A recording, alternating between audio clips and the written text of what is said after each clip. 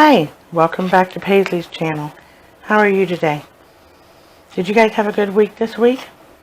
I had a pretty long week, but it's over and today's Sunday and new week and hopefully lots of sun this week. I hear that we might break some temperature records, so that's exciting because I love warm temperature. Today I thought we would talk about a dry spice rub for meats that I like to make. This recipe is about 60% of ingredients that has been grown and dehydrated. But this spice rub is for all meats, from pork chops, beef, to use for your barbecuing. It's a really good flavorful spice rub for you to use. I had already started in here. We had a little technical difficulty, but in here we have 9 tablespoons of tomato powder. How do I get tomato powder?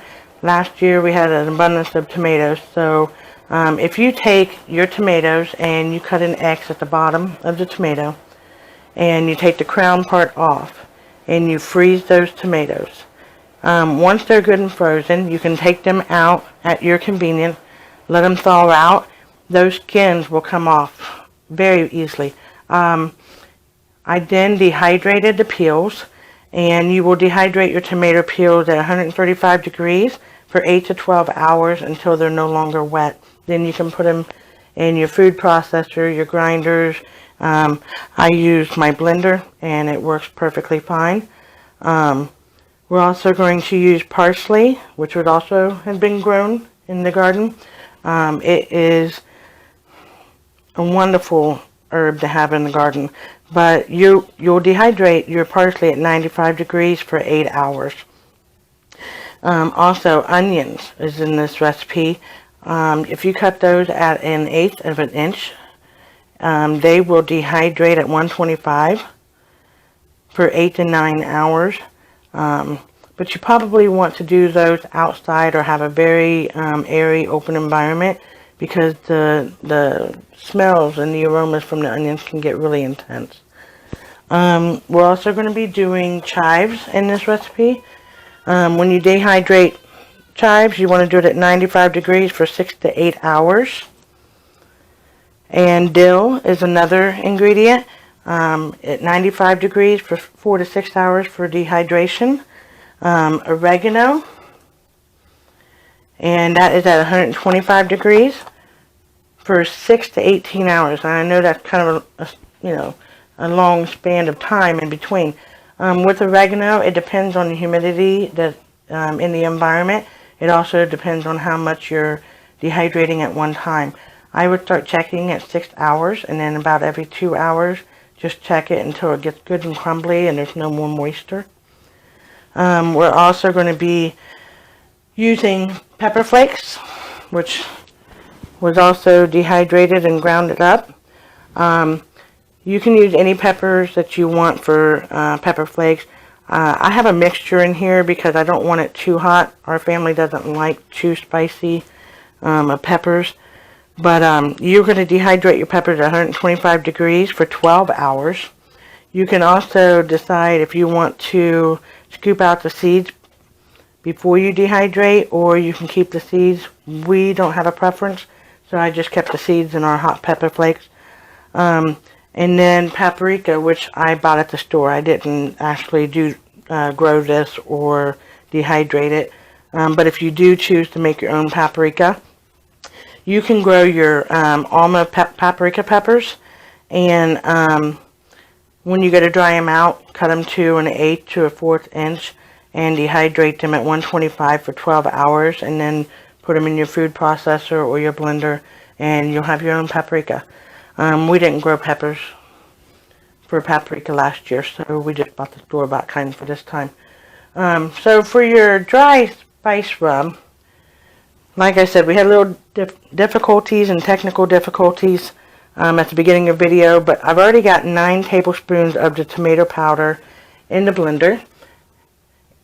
Yep, and then I have 9 tablespoons of garlic salt also in the blender.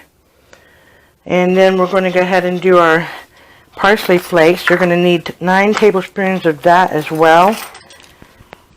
And with this recipe, the measurements do not have to be exact, just as close as you can. You can also omit certain ingredients that you may not like.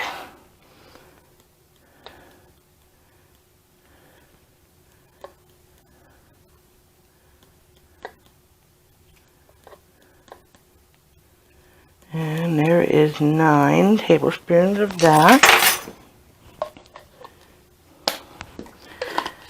Alright, then you're going to need your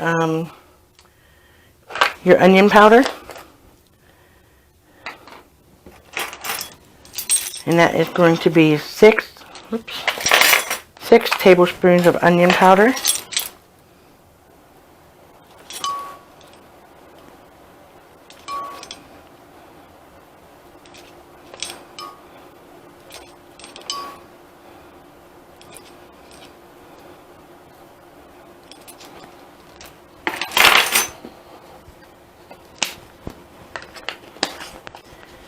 Alrighty, so we have that now. Now we're going to go and get our chives. Now the reason I'm putting all this in the blender, even though some of it's already been powdered or blended, is because like the chives have a little bit of larger pieces in here.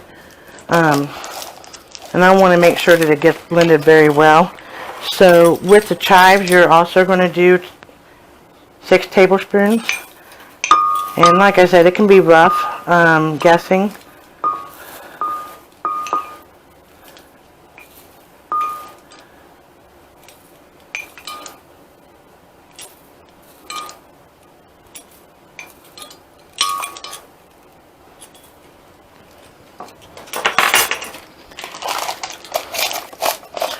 I like to keep my herbs in our little mason jars. It keeps them fresh for a really long time. Some people like to, when they make their own herbs, they can put them in a vacuum seal. I just like to use the jars because it's easier to access. So the next thing that we're going to use for this dry rub is the dill. And it's already pre-measured in here. You're going to need 3 tablespoons, so I'm just going to dump that in there.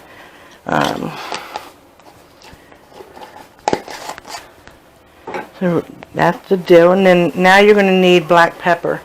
Of course, I don't make my own black pepper, so we have Tone's black pepper that we use here. And so for the black pepper, we're going to have 4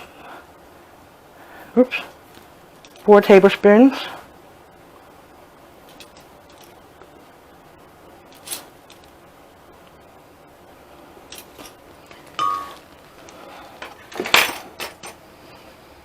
And next is your oregano. Your oregano, you're going to need 6 tablespoons.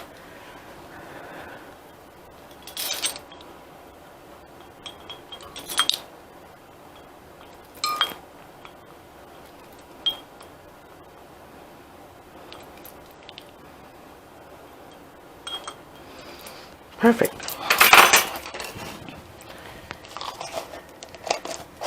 And next you're going to be using your dried onions, which is also pre-measured. And that's going to be 3 teaspoons.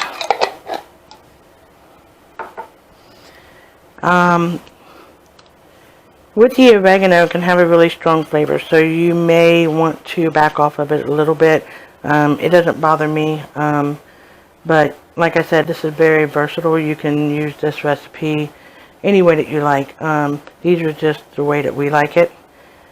So the next thing that we need to do is our paprika, which is going to be 3 teaspoons.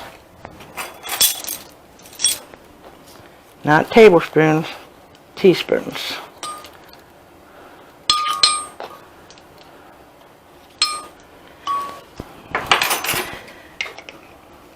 And then in this bowl here, I had already pre-measured, you're going to need 3 teaspoons of lemon pepper. And last but not least, your pepper flakes. This is going to take teaspoon and a half.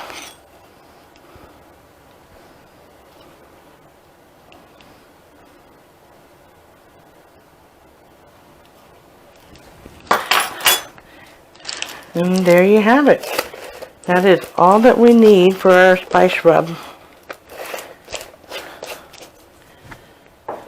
So we're going to go ahead and place the top on the blender and pulse it and get it good and mixed and some of those bigger pieces chopped up.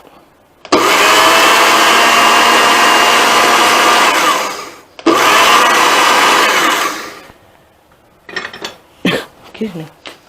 And since it's all in dry ingredients, you may have to mix it a little bit to get it incorporated in there.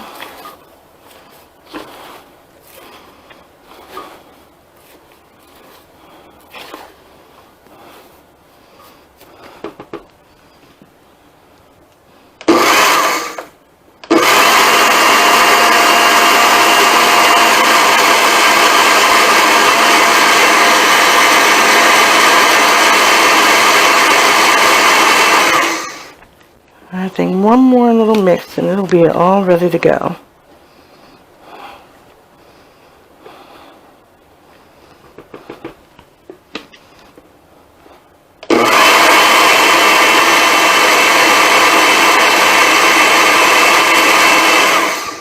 Perfect.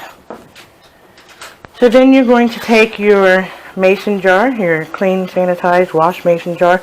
I use a funnel just to try to save on some of the mess that we can make with these powders. Take the lid off.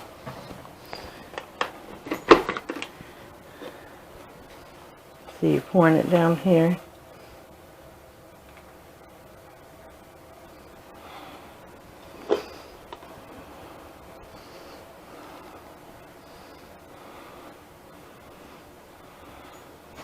Oh. It smells so good.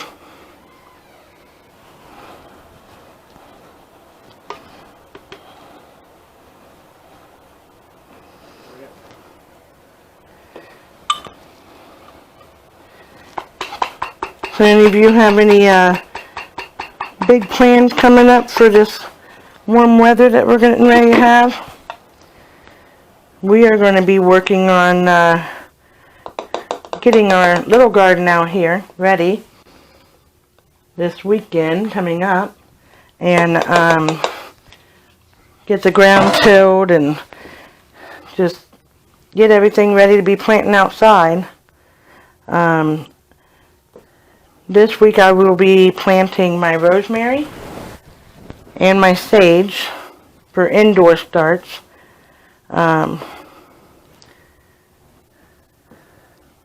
Get this mixed up here.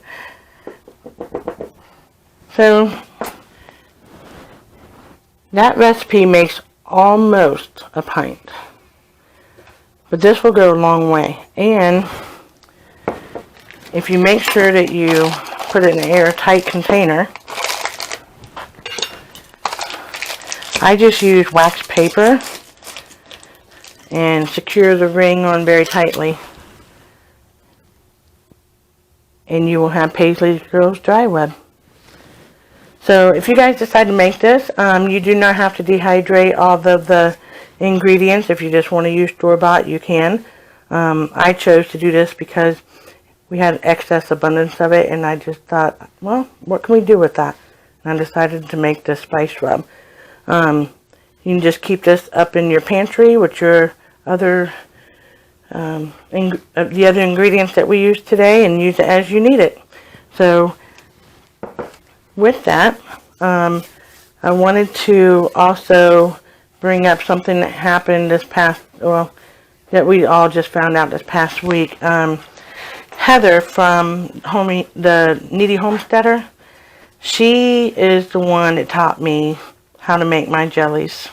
She's also the one that taught me how to make my homemade breads and molds and biscuits.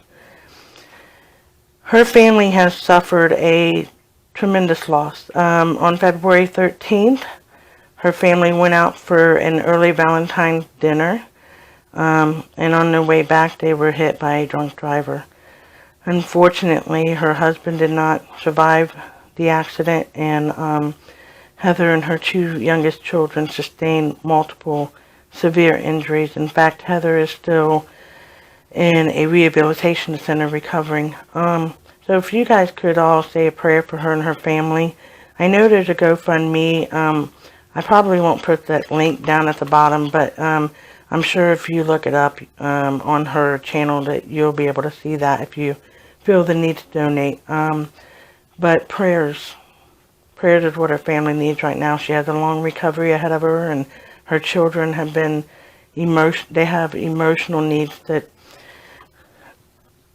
no one can fathom when you lose a parent and with being a child at such a young age. So if you could put her in your prayers this week, that would be a wonderful thing to do.